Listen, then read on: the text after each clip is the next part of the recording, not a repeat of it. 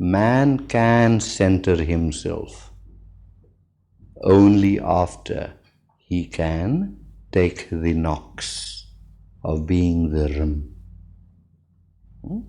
When a cartwheel progresses on the path, on a gravel road, it is the rim that is most used.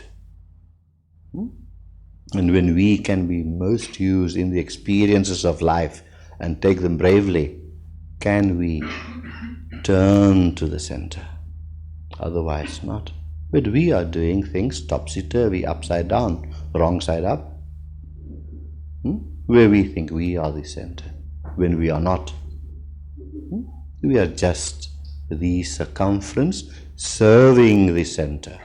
And when we lose that identity, when we lose that ego, then all fear would vanish. And as I said, the greatest fear is loss, losing oneself.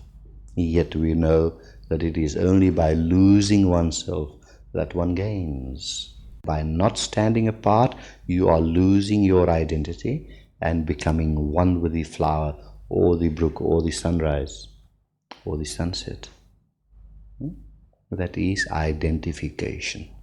And to achieve identification, one has to lose individuality.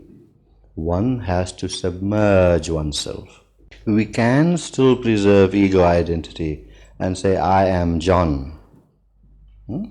I am John. We can preserve that Johnness. But let us lose the I-ness.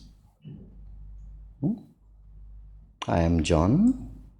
Keep the Johnness, but lose the I-ness, that I am John.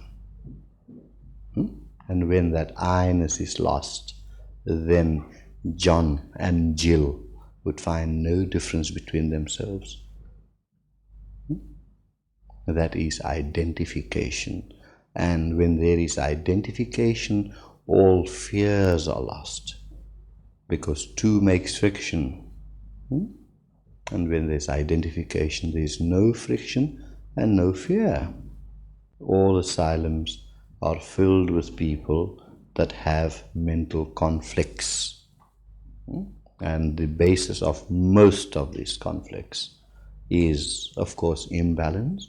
And imbalance is caused by fear. We have to live in this world as individual beings.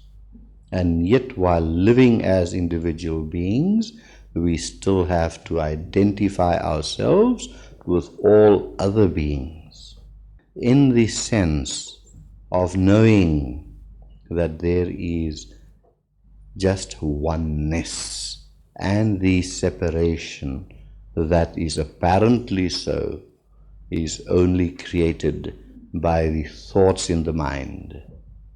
The separation is an idea. It is a thought.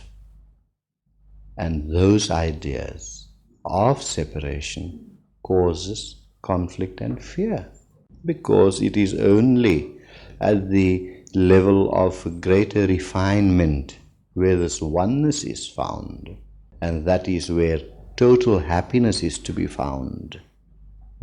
And when we have total happiness, then there is no fear, there is no hatred,